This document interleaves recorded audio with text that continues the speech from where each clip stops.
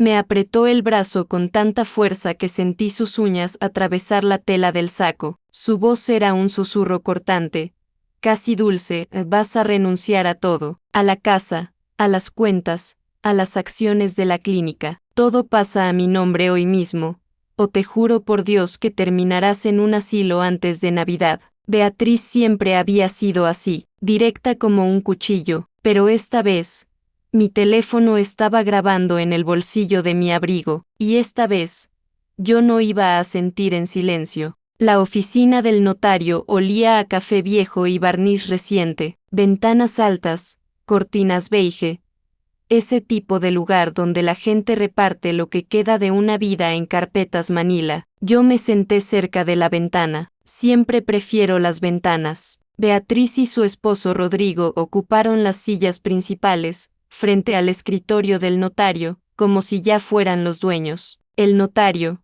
el licenciado Mendoza, un hombre de unos 50 años con lentes sin marco, me miró con algo parecido a la compasión. Señora Navarro, ¿está lista para comenzar? Asentí. Comenzó a leer con esa voz profesional que usan los abogados cuando quieren parecer imparciales. Tierras en Querétaro para una fundación educativa, donativos para el hospital donde Roberto trabajó 30 años, un fondo para becas médicas. Beatriz apenas parpadeaba, esperando. Entonces llegó la parte que importaba. La residencia ubicada en calle Fresno número 847, Colonia del Valle, queda bajo propiedad exclusiva de la señora Elena Navarro de Morales. Las acciones de la Clínica Morales y Asociados, actualmente registradas a nombre de la señora Navarro, no forman parte de este testamento, ya que nunca fueron transferidas al patrimonio conyugal. Beatriz se enderezó en la silla como si alguien le hubiera jalado un hilo invisible en la espalda. Rodrigo dejó de escribir en su libreta. El silencio se volvió denso, pesado. Necesito hablar con mi madre, dijo Beatriz con una sonrisa tensa. Es mucho que procesar. Nos disculpa un momento, licenciado. Mendoza miró hacia mí. Yo asentí, aunque ya sabía lo que venía. Me tomó del brazo, no con violencia todavía, solo con firmeza, y me llevó al pasillo. Las paredes eran de un blanco institucional que dolía a los ojos. Una planta artificial en la esquina, un reloj de pared que hacía tic-tac demasiado fuerte. Entonces su mano apretó, y su voz cambió. Vas a renunciar a todo, a la casa, a las cuentas, a las acciones de la clínica. Todo pasa a mi nombre hoy mismo, o te juro por Dios que terminarás en un asilo antes de Navidad. Sola, olvidada, sin visitas. Me quedé callada, no porque tuviera miedo, sino porque quería que siguiera hablando. Dentro del bolsillo de mi abrigo,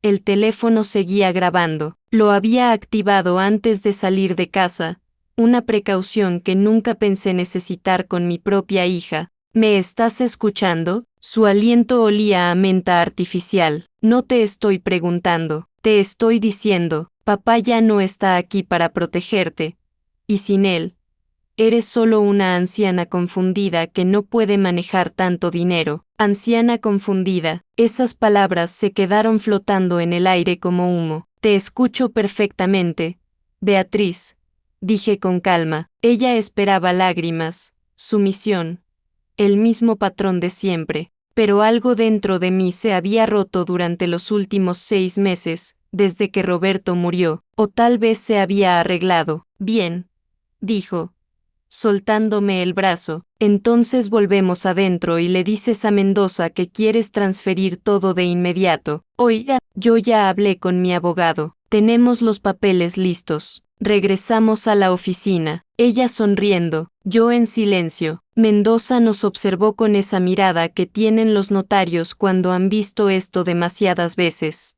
¿Todo bien? Perfectamente, dijo Beatriz antes de que yo pudiera responder. Mi mamá y yo solo necesitábamos aclarar algunos detalles emocionales. Continúe, por favor. El resto de la lectura pasó en una especie de niebla. Cuentas bancarias, inversiones, seguros de vida, todo a mi nombre, todo intocable sin mi firma. Roberto había sido meticuloso hasta el final, protegiéndome incluso desde la tumba. Cuando terminó, Mendoza cerró la carpeta y me miró directamente. Señora Navarro, si necesita asesoría legal adicional, tengo colegas especializados en planeación patrimonial. No tiene que tomar decisiones hoy. No las tomará hoy, interrumpió Beatriz. Pero pronto, muy pronto, salimos del edificio hacia un mediodía de noviembre frío y gris. Beatriz y Rodrigo subieron a su camioneta negra sin despedirse. Yo esperé el taxi que había pedido,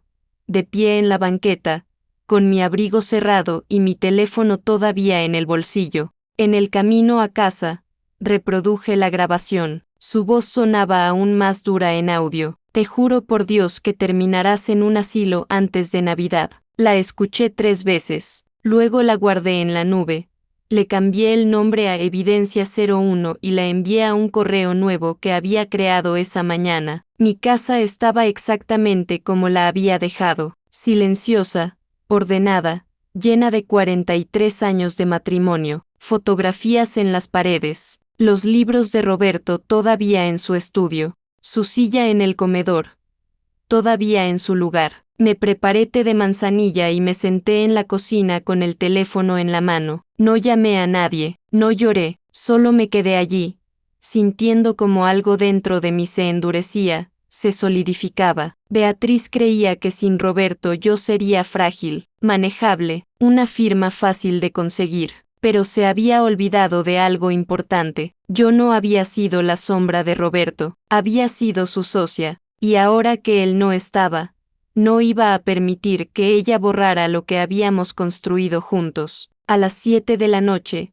busqué en los contactos de Roberto. Encontré el nombre del licenciado Vargas, el abogado que había ayudado a estructurar la clínica hace 20 años. Marqué, licenciado Vargas, habla Elena Navarro. Disculpe que llame tan tarde, pero necesito consultar algo urgente. ¿Tiene tiempo mañana? Su voz era cálida, profesional. Señora Navarro, por supuesto, a las 10 en mi oficina. Perfecto. Y licenciado, traigo una grabación que necesito que escuche. Hubo una pausa. Entiendo. Nos vemos mañana entonces. Esa noche no dormí mucho, pero no por miedo. Por primera vez en meses, sentía algo parecido a la claridad. Roberto solía decir que las decisiones difíciles se toman mejor en silencio, cuando el ruido del mundo se apaga y solo queda tu propia voz. Mi voz me estaba diciendo que esto apenas comenzaba, y que esta vez,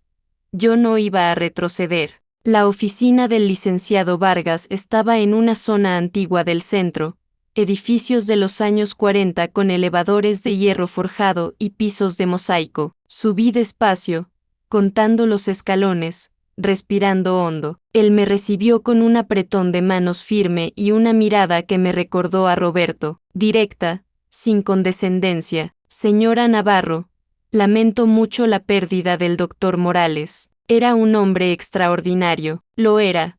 Dije simplemente. Me senté frente a su escritorio de caoba, lleno de carpetas pero ordenado. Usted mencionó una grabación. Saqué mi teléfono y se lo entregué. Esto ocurrió ayer, después de la lectura del testamento. Es mi hija. Vargas conectó unos audífonos y escuchó en silencio. Su expresión no cambió, pero sus dedos tamborilearon ligeramente sobre el escritorio. Cuando terminó, se quitó los audífonos con cuidado. Esto es coerción, amenazas, potencialmente abuso financiero hacia una persona mayor. Soy mayor, licenciado, no senil, lo sé, dijo sin sonreír. Por eso está aquí. ¿Qué quiere hacer? Quiero proteger lo que Roberto y yo construimos. Quiero asegurarme de que Beatriz no pueda tocar nada, y quiero hacerlo de manera legal, sólida, para que no haya forma de revertirlo. Vargas asintió. Podemos hacer varias cosas. Primero, revocar cualquier poder notarial que ella pudiera tener. No tiene ninguno. Bien. Segundo, crear un fideicomiso irrevocable con sus activos principales. Tercero, actualizar su testamento con cláusulas específicas. Y cuarto, documentar todo esto ante notario, incluyendo una declaración de que está tomando estas decisiones en pleno uso de sus facultades. ¿Cuánto tiempo tomará? Si trabajamos rápido, una semana. Pero señora Navarro, esto va a enfurecer a su hija. Usted lo sabe, ya está enfurecida. Dije, la diferencia es que ahora yo también estoy decidida. Pasamos 2 horas revisando documentos, propiedades, cuentas bancarias, inversiones, las acciones de la clínica. Roberto había dejado todo en orden, pero ahora necesitaba blindarlo. ¿Tiene a alguien de confianza para nombrar como albacea?, preguntó Vargas. Pensé en mi hermana en Guadalajara, en mis sobrinos que apenas llamaban, en las amistades que se habían dispersado con los años. Entonces recordé a alguien, Daniela, mi nieta, la hija menor de Beatriz. Vargas levantó la vista. La hija de Ciro, pero ella es diferente. Estudia medicina en Monterrey. Viene a verme cada mes. Nunca me ha pedido nada. ¿Ella sabe lo que está pasando? Todavía no, pero lo sabrá. Muy bien, la nombraremos como albacea secundaria, con un coadministrador hasta que cumpla 30 años. ¿Le parece el licenciado Mendoza? Perfecto. Al salir de la oficina, me sentía extrañamente ligera, como si hubiera dejado caer una maleta que había cargado durante años sin darme cuenta de su peso. Caminé por el centro, entre vendedores ambulantes y oficinistas apurados, y me detuve en un café pequeño. Pedí un capuchino, algo que Roberto y yo solíamos hacer los sábados por la mañana. Me senté junto a la ventana y saqué mi teléfono. Busqué el número de Daniela. Abuela, su voz sonaba sorprendida. Normalmente solo hablábamos por videollamada los domingos. Hola, mi amor, ¿tienes un momento? Siempre. ¿Estás bien? Suenas diferente. Estoy bien, mejor que bien.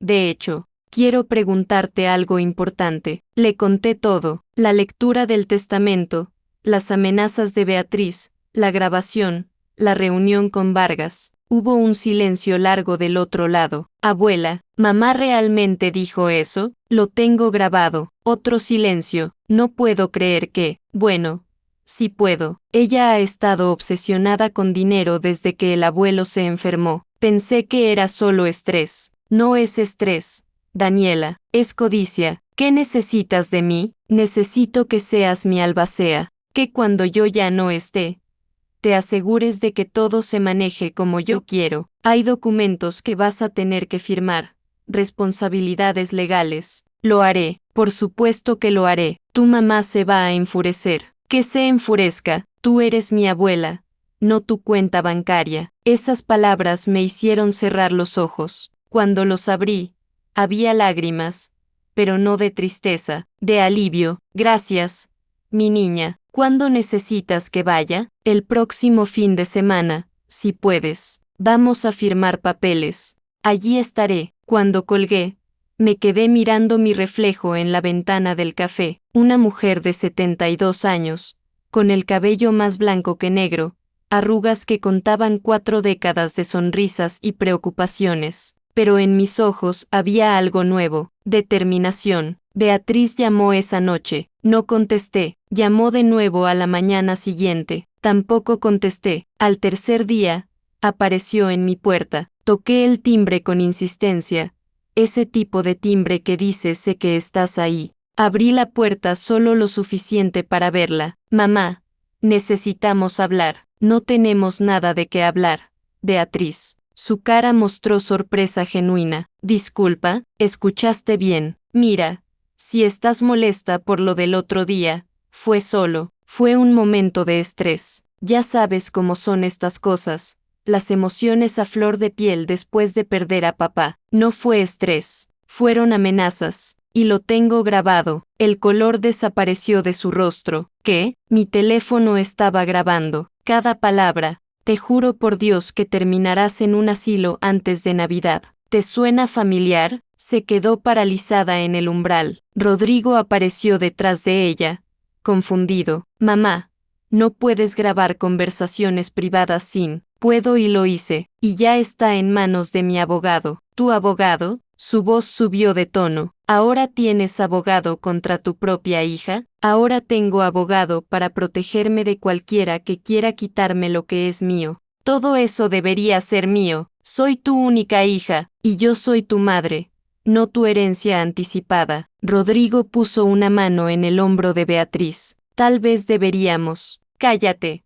Rodrigo, se volvió hacia mí con los ojos brillantes de rabia. Esto es ridículo. Estás siendo manipulada. Daniela te metió ideas en la cabeza, ¿verdad? Siempre has sido una mocosa entrometida. Daniela no tiene nada que ver con esto. Esto empezó contigo, en ese pasillo, cuando decidiste que mi edad te daba derecho sobre mi vida. ¿Sabes qué? Bien, quédate con todo, muérete sola en esta casa enorme, pero no me llames cuando te caigas en la ducha o cuando no recuerdes dónde pusiste tus pastillas. No te preocupes, dije con calma, no planeo llamarte para nada. Cerré la puerta, mis manos no temblaban, mi corazón latía fuerte pero constante. A través de la madera, escuché a Beatriz gritar algo que no pude distinguir. Luego el sonido de pasos alejándose, un motor arrancando, silencio. Me quedé allí parada un momento. Luego fui a la cocina y me preparé té, un té tranquilo, sin prisa. Por primera vez en meses, la casa no se sentía vacía. Se sentía mía. Los días siguientes transcurrieron en una especie de calma extraña. Vargas me llamaba cada tarde con actualizaciones. Los documentos estaban casi listos. El fideicomiso estructurado, el testamento actualizado, todo legal, todo sellado. Daniela llegó el viernes por la tarde con una maleta pequeña y una caja de polvorones de la panadería que me gustaba en Monterrey. Nos abrazamos en la puerta como si no nos hubiéramos visto en años. ¿Te ves bien, abuela? Me siento bien. Esa noche cocinamos juntas. Algo simple, pasta con verduras. Nos sentamos en la mesa del comedor, donde Roberto solía sentarse, y hablamos de todo menos del problema. Sus clases, sus guardias en el hospital, un chico que le gustaba pero que era demasiado tímido para invitarla a salir. Deberías invitarlo tú, le dije. ¿Tú invitaste al abuelo? No, pero debí hacerlo. Me hubiera ahorrado 3 meses de miradas insinuantes en la biblioteca de la facultad. Nos reímos. Era bueno reír. ¿Mamá sabe que estoy aquí?, preguntó después de un rato. Probablemente. No me ha llamado. A mí tampoco. Daniela giró su copa de agua entre las manos. Cuando era niña, mamá era diferente, o tal vez yo era demasiado pequeña para notarlo, pero había momentos en que era, no sé, cálida. Me llevaba al parque, me leía cuentos antes de dormir. Las personas cambian, o tal vez solo revelan quiénes siempre fueron. ¿Qué crees que pasó? Pensé en eso, en todos los años viendo a Beatriz transformarse de una niña caprichosa en una adolescente exigente,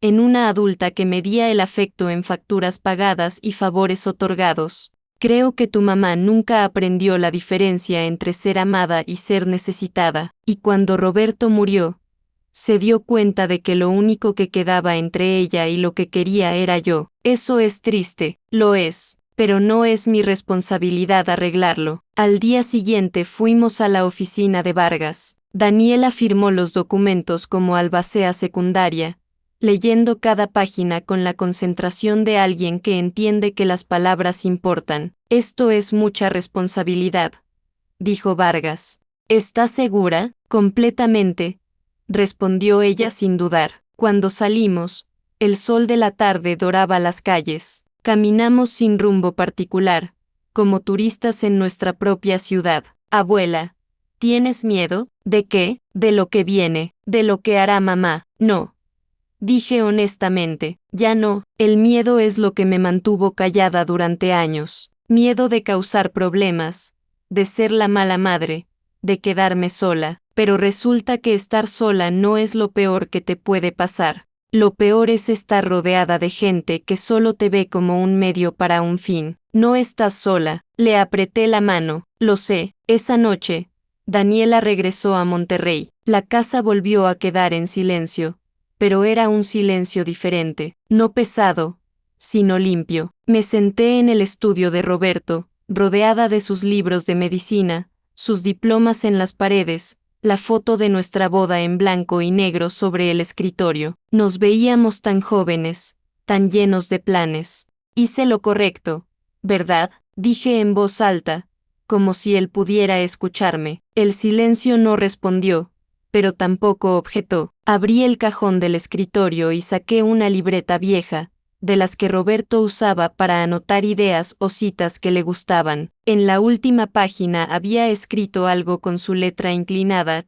Elena, si estás leyendo esto sin mí, recuerda que lo más valiente que hiciste no fue casarte conmigo, ni criar a Beatriz, ni construir la clínica a mi lado. Lo más valiente será decidir cómo terminar tu historia. No dejes que nadie más la escriba por ti. Cerré la libreta y la apreté contra mi pecho. Lloré un poco, no de tristeza sino de gratitud. Roberto me había conocido mejor de lo que yo misma me conocía, y tenía razón. Esta era mi historia, y yo iba a escribir el final. Los siguientes días fueron extrañamente ordinarios. Iba al mercado, regaba las plantas, veía las noticias, pero había una diferencia sutil en cómo me movía por el mundo. Ya no esperaba que el teléfono sonara con una disculpa, ya no revisaba la puerta esperando que Beatriz apareciera arrepentida. Había aceptado que tal vez nunca pasaría, y estaba bien. Una tarde, mientras organizaba fotos viejas, encontré una de Beatriz a los 5 años. Estaba en el jardín de nuestra primera casa, con un vestido amarillo y las manos llenas de tierra, sonriendo con esa sonrisa sin dientes de los niños. Me pregunté en qué momento exacto esa niña había dejado de sonreír así. Guardé la foto en un sobre, no la tiré, pero tampoco la puse de vuelta en el álbum. El lunes siguiente, recibí un correo certificado. Era de un despacho legal que no reconocía. Dentro, una carta firmada por una licenciada Sánchez, representante legal de Beatriz Morales de Gutiérrez. Básicamente, era una demanda de interdicción. Beatriz estaba solicitando que un juez declarara que yo no era capaz de manejar mis propios asuntos por deterioro cognitivo y susceptibilidad a influencias externas. Leí la carta 2 veces, luego la doblé con cuidado y llamé a Vargas. Ya me llegó una copia, dijo antes de que pudiera hablar. Es exactamente lo que esperábamos. ¿Esperábamos? Su hija no tenía muchas opciones después de que usted aseguró los activos. Esto es su último recurso. Pero señora Navarro, aquí está la buena noticia, tenemos la grabación, tenemos sus documentos médicos recientes, y tenemos el hecho de que usted acaba de reorganizar un patrimonio complejo con total claridad mental. ¿Qué tengo que hacer? Primero, vamos a responder legalmente. Segundo, voy a recomendarle que se haga una evaluación psicológica completa con un especialista certificado, voluntariamente, antes de que el juez la ordene. ¿Cuándo? Mañana. Si puede, ya tengo la cita agendada. La doctora Ramírez es la mejor en esto. La clínica de la doctora Ramírez estaba en una zona tranquila de la ciudad, en un edificio moderno con paredes de vidrio y plantas en cada esquina. La sala de espera olía a lavanda y tenía música instrumental bajita. La doctora era una mujer de unos 45 años, con el cabello corto y ojos inteligentes. No sonreía demasiado, lo cual agradecí. Señora Navarro, entiendo que está aquí por una situación legal. Mi hija cree que estoy senil. ¿Y usted qué cree? Creo que estoy más lúcida de lo que he estado en años. Pasamos 3 horas en evaluaciones, memoria, razonamiento lógico, capacidad de toma de decisiones, salud emocional. Respondí preguntas, resolví acertijos, dibujé relojes, recordé listas de palabras. Al final, la doctora cerró su carpeta y me miró directamente. Señora Navarro, su función cognitiva está perfectamente dentro de los rangos normales para su edad. De hecho, sus resultados son superiores al promedio en varias áreas. No hay ninguna evidencia de deterioro, demencia o susceptibilidad anormal. Eso estará en el reporte, cada palabra, y también voy a incluir que sus decisiones recientes muestran un patrón de pensamiento claro, secuencial y autoprotector. En resumen, usted sabe exactamente lo que está haciendo. Sentí que algo dentro de mí se aflojaba, algo que ni siquiera sabía que estaba tenso. Gracias, doctora. No me agradezca. Solo estoy documentando la verdad. Pero señora Navarro, déjeme decirle algo fuera del reporte. He visto muchos casos como el suyo. Hijos que confunden el amor con el control. Familias que creen que la edad es sinónimo de incapacidad. Lo que usted está haciendo, defenderse, no es egoísta, es necesario. Salí de esa oficina con el reporte en la mano y una sensación de ligereza que no había sentido en meses. La demanda de interdicción fue a audiencia preliminar 3 semanas después. La sala no era grande, solo una mesa larga, sillas de oficina y un juez que se veía cansado antes de que empezáramos. Beatriz llegó con su abogada, una mujer joven con traje gris y expresión seria. Yo llegué con Vargas. Nos sentamos en lados opuestos de la sala como dos equipos rivales. El juez leyó la petición sin mucha emoción. La parte solicitante alega deterioro cognitivo y susceptibilidad a manipulación. ¿Evidencia? La licenciada Sánchez se levantó. Su señoría, la señora Navarro ha realizado cambios drásticos en su patrimonio en un periodo muy corto después de la muerte de su esposo. Ha cortado comunicación con su hija, su única familiar directa, y ha nombrado como albacea a una nieta de 23 años sin experiencia. Esto sugiere juicio comprometido. Vargas se levantó sin apresurarse. Su señoría, la señora Navarro ha realizado cambios patrimoniales asesorada por profesionales legales,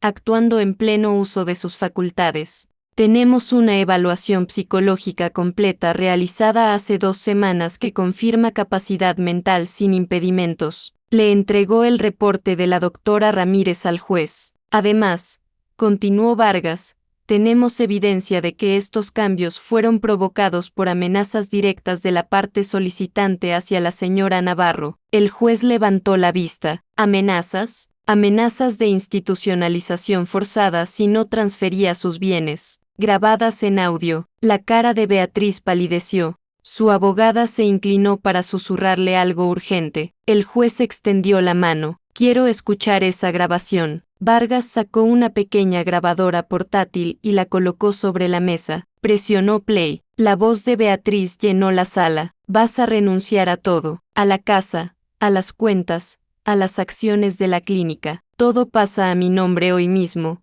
O te juro por Dios que terminarás en un asilo antes de Navidad. Sola, olvidada, sin visitas. El silencio después fue absoluto. El juez apagó la grabadora. Esa es su voz.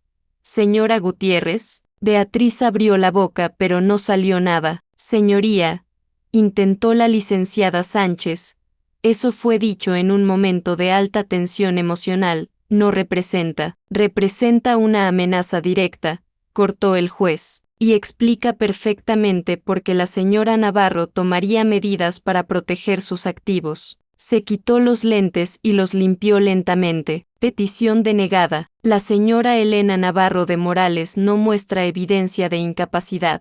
Esta audiencia queda cerrada. El mazo golpeó la mesa una vez. Final. Beatriz se levantó tan rápido que su silla se volcó. Salió de la sala sin mirar atrás, su abogada corriendo detrás. Me quedé sentada un momento más, procesando. Vargas puso una mano sobre mi hombro. Se terminó. De verdad, legalmente, no puede volver a intentar esto sin evidencia médica nueva y sustancial, y no la hay. Salimos del juzgado hacia un día nublado pero cálido. En la banqueta, respiré hondo. ¿Cómo se siente?, preguntó Vargas, como si hubiera estado conteniendo la respiración durante años y apenas ahora pudiera exhalar. Él sonrió. Esa es una buena descripción. Me ofreció llevarme a casa, pero rechacé amablemente. Quería caminar, necesitaba caminar. Atravesé el centro despacio, entre vendedores y oficinas y gente apurada que no sabía nada de mi pequeña victoria. Me detuve en un parque pequeño. Me senté en una banca bajo un árbol de jacarandas. Saqué mi teléfono y llamé a Daniela. Abuela, ¿cómo estuvo? Ganamos. Escuché su grito de alegría al otro lado de la línea. Lo sabía que lo lograrías. Lo logramos. La corregí. Tú también estuviste ahí. ¿Qué dijo el juez? Denegó la petición. Dijo que no hay evidencia de incapacidad. y escuchó la grabación. ¿Mamá estaba ahí? Sí. Se fue sin decir nada. Hubo un silencio. ¿Estás triste? Pensé en eso. No, estoy cansada, pero no triste. Te quiero. Abuela. Yo también te quiero, mi niña. Cuando colgué, me quedé mirando las flores moradas de las jacarandas cayendo sobre el pasto. Una mujer mayor con un perro pequeño se sentó en la otra punta de la banca. Hermoso día, dijo ella. Sí, respondí. Hermoso día. Esa noche preparé la cena solo para mí, algo que Roberto odiaba pero que a mí me encantaba, quesadillas con flor de calabaza y un vaso de agua de Jamaica. Me senté en el comedor con un libro que había querido leer durante meses. El teléfono sonó una vez. Número desconocido. No contesté. Sonó de nuevo media hora después. Tampoco contesté. A las 10 de la noche, alguien tocó a la puerta. 3 golpes suaves. Miré por la mirilla. Era Beatriz. Estaba sola, sin Rodrigo, sin su abogada. Se veía más pequeña de lo que la recordaba, con el maquillaje corrido y el cabello menos perfecto que de costumbre. No abrí la puerta, solo hablé a través de ella. ¿Qué quieres, Beatriz? Hablar, por favor, mamá, solo hablar. Ya no tenemos nada de qué hablar. Si tenemos, yo necesito explicarte. No necesitas explicarme nada. Ya escuché suficiente. Hubo un silencio largo. Tienes razón. Fui horrible. Dije cosas imperdonables. Sí, las dijiste, pero era por miedo. Mamá, miedo de perderte como perdimos a papá. Miedo de que te pasara algo y yo no estuviera preparada. Beatriz, dije con voz cansada. El miedo no justifica las amenazas. Y el amor no se parece a lo que tú me mostraste en ese pasillo. Lo sé, Dios. Lo sé. Escuché algo que sonaba como llanto al otro lado de la puerta. Parte de mí, la parte que había sido madre durante 48 años, quería abrir y consolar. Pero otra parte, la parte que acababa de aprender a protegerse, se mantuvo firme. ¿Qué quieres que haga? Preguntó ella con voz rota. Quiero que te vayas. Quiero que dejes de ver mi vida como algo que te pertenece. Quiero que entiendas que soy una persona, no una extensión de tus planes. Entonces ya no soy tu hija, siempre serás mi hija, pero eso no te da derecho sobre mí. Otro silencio. ¿Alguna vez podrás perdonarme? No lo sé. Beatriz, honestamente, no lo sé, pero lo que sí sé es que no puedo volver a donde estábamos. No voy a pasar el resto de mi vida esperando la próxima amenaza, el próximo intento de controlarme. Entiendo, espero que sí. Escuché sus pasos alejándose, el motor de un coche arrancando. Silencio. Me alejé de la puerta y regresé al comedor. Mi libro seguía abierto en la página donde lo había dejado. Lo cerré y me quedé mirando la foto de Roberto en la pared. Fue duro, le dije, pero creo que hice lo correcto. Esa noche dormí de corrido por primera vez en meses, sin pesadillas, sin despertarme a las 3 de la madrugada con el corazón acelerado, solo sueños tranquilos que no recordé al despertar. Los días se convirtieron en semanas. Daniela venía cada fin de semana que podía. Íbamos al cine, cocinábamos juntas, hacíamos rompecabezas en la mesa del comedor. Era simple, ordinario, perfecto. Vargas me llamó un mes después para confirmar que todos los documentos estaban archivados y registrados. El fideicomiso era irrevocable, el testamento actualizado, todo sellado legalmente. Ya puede respirar tranquila, señora Navarro. Ya lo estoy haciendo, licenciado. Empecé a hacer cosas que había postergado durante años. Me inscribí en un club de lectura en la biblioteca del barrio. Tomé clases de acuarela los martes por la mañana. Adopté un gato de un refugio.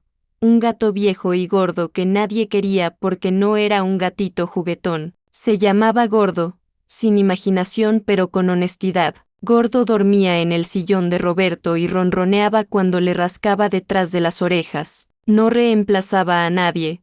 Solo llenaba un espacio que había estado vacío. Una tarde, 3 meses después del juicio, estaba en el jardín podando las rosas cuando vi un coche estacionarse frente a la casa. Era Beatriz. Mi primer instinto fue entrar y cerrar la puerta, pero algo me detuvo, curiosidad, tal vez, o simplemente cansancio de seguir huyendo. Ella se acercó despacio, como si temiera que yo desapareciera. Traía algo en las manos, una maceta pequeña con lavandas. Hola, mamá, Beatriz, sé que no quieres verme, y entiendo, pero estoy yendo a terapia 2 veces por semana, y mi terapeuta dice que debo intentar reparar aunque sea un poco. No dije nada, solo la miré. No espero que me perdones, continuó, y no voy a pedirte que cambies nada de lo que hiciste. Tenías razón en todo.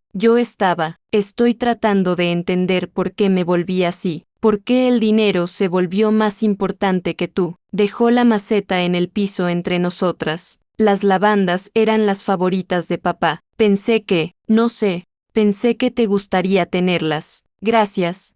Dije simplemente. ¿Puedo preguntarte algo? Depende. ¿Alguna vez volverás a confiar en mí? Consideré la pregunta con cuidado. No lo sé. La confianza no se reconstruye con una maceta de lavandas, Beatriz. Se reconstruye con tiempo y acciones consistentes. Si es que se reconstruye. Ella asintió, mordiéndose el labio. ¿Puedo venir de vez en cuando? Solo a saludar, sin agendas ocultas. Puedes intentarlo, dije, pero si siento que estás manipulando o presionando, te voy a pedir que te vayas, y esta vez lo haré sin culpa. Está bien, es justo. Se quedó parada ahí un momento más, como esperando algo más, pero no había nada más que decir. Me voy entonces, dijo finalmente. Cuídate, mamá, tú también. La sexta a alejarse. No sentí triunfo ni satisfacción, solo una especie de neutralidad cansada. Tal vez algún día podríamos tener algo parecido a una relación, o tal vez no, y estaba aprendiendo a estar bien con ambas posibilidades. Recogí la maceta de lavandas y la llevé al jardín trasero. La planté junto a las rosas de Roberto, donde el sol de la tarde las alcanzaría. Gordo salió por la puerta trasera y se frotó contra mis piernas. Lo levanté, pesado y cálido, y lo llevé de vuelta adentro. Esa noche escribí en el diario que había empezado a llevar, algo que nunca había hecho antes. Hoy Beatriz vino con lavandas. No sé si significa algo o si solo es culpa, pero la dejé plantarlas. Tal vez eso también signifique algo, o tal vez no. Estoy aprendiendo que no todas las historias necesitan finales perfectos. A veces solo necesitan finales honestos. Cerré el diario y miré alrededor de mi casa, las paredes que conocía cada grieta, los pisos que había limpiado 1000 veces, los muebles que cargaban décadas de memoria. Esta era mi casa, mi vida, mi historia, y finalmente, después de 72 años, era completamente mía. 6 meses después, Daniela se graduó de medicina. La ceremonia fue en Monterrey, en un auditorio enorme lleno de familias orgullosas y estudiantes con togas. Yo estaba en la tercera fila, aplaudiendo hasta que me dolieron las manos cuando dijeron su nombre. Ella me vio desde el escenario y sonrió. Esa sonrisa enorme que me recordaba a Roberto. Después de la ceremonia, nos tomamos fotos en los jardines de la universidad. Daniela con su título, yo con mi nieta la doctora. Beatriz también estaba ahí. Había venido con Rodrigo, manteniéndose a distancia respetuosa. Cuando me vio, se acercó con cuidado. ¿Te ves bien, mamá? Gracias. ¿Tú también? ¿Puedo? Señaló hacia donde Daniela posaba para fotos con sus compañeros. Claro, caminamos juntas en silencio. No era cómodo, pero tampoco era hostil. Era neutral, un punto de partida, tal vez. Esa noche, Daniela, su novio nuevo, el tímido que finalmente se atrevió, y yo cenamos en un restaurante pequeño. Comimos tacos y bebimos horchata y nos reímos de chistes tontos. Abuela, dijo Daniela en algún momento, quiero que sepas que lo que hiciste, defender tu vida, me enseñó más que cualquier clase en la universidad. ¿Qué te enseñó? Que nunca es tarde para ponerte primero, que decir no es tan poderoso como decir sí, y que el amor real no te hace más pequeña, te hace más fuerte. Sentí que los ojos se me llenaban de lágrimas, las dejé caer sin vergüenza. Esa es la lección más importante que podrías aprender, mi niña. Regresé a casa en autobús, viendo el paisaje pasar por la ventana, campos, pueblos pequeños, montañas a la distancia. Todo se veía distinto ahora, más nítido, más real. En la terminal, tomé un taxi hasta mi calle. La casa me esperaba con las luces del porche encendidas, gracias al temporizador que había instalado. Gordo maulló desde la ventana cuando me vio llegar. Abrí la puerta y él se enrolló alrededor de mis piernas, ronroneando. Hola, gordito, te extrañé también. Preparé té. Me senté en mi silla favorita y abrí el sobre que Daniela me había dado antes de que me fuera. Dentro había una carta escrita a mano. Abuela, este título también es tuyo, porque me enseñaste que la medicina no solo es curar cuerpos, es defender a las personas cuando son vulnerables. Tú me mostraste qué significa tener columna vertebral. Gracias por ser mi paciente más valiente. Con todo mi amor, doctora Daniela Morales. Doblé la carta con cuidado y la puse en el cajón junto al reporte psicológico, junto a la nota de Roberto, junto a todas las pruebas de que mi vida había valido la pena. Gordo saltó a mi regazo. Lo acaricié mientras miraba por la ventana hacia el jardín donde las lavandas habían crecido más de lo que esperaba. Tal vez Beatriz y yo nunca volveríamos a ser lo que fuimos. Tal vez la relación estaba rota de maneras que no tenían reparación, pero yo estaba completa sin esa reparación, y eso era suficiente. Me quedé dormida en la silla esa noche, con Gordo en mi regazo y el té frío en la mesa. Soñé con Roberto, no con tristeza sino con gratitud. En el sueño, él me tomaba de la mano y decía, lo hiciste bien, Elena, lo hiciste muy bien. Cuando desperté, el sol entraba por la ventana iluminando las motas de polvo en el aire. Un nuevo día, uno más en mi vida, que ahora era completa y absolutamente mía. Me levanté, alimenté a Gordo, regué las plantas y desayuné despacio. No tenía prisa, no tenía que demostrarle nada a nadie, solo tenía que vivir. Y eso, finalmente, era exactamente lo que planeaba hacer. Si estás leyendo esto y te identificas con mi historia, quiero que sepas algo importante: nunca es demasiado tarde. No es tarde para decir no, no es tarde para protegerte, no es tarde para darte cuenta de que mereces respeto, incluso de tu propia familia, especialmente de tu propia familia. La edad no te convierte en propiedad de nadie, la vulnerabilidad no te quita derechos, y el amor verdadero nunca viene con amenazas. Si tienes grabaciones, úsalas. Si tienes dudas, busca ayuda legal. Si tienes miedo, busca aliados. Pero sobre todo, escucha esa voz dentro de ti que sabe, que siempre ha sabido, cuando algo está mal. Yo esperé 72 años para encontrar mi voz. Tú no tienes que esperar tanto. Tu vida es tuya, tu historia es tuya. No dejes que nadie más escriba el final. Con respeto y esperanza, Elena Navarro de Morales.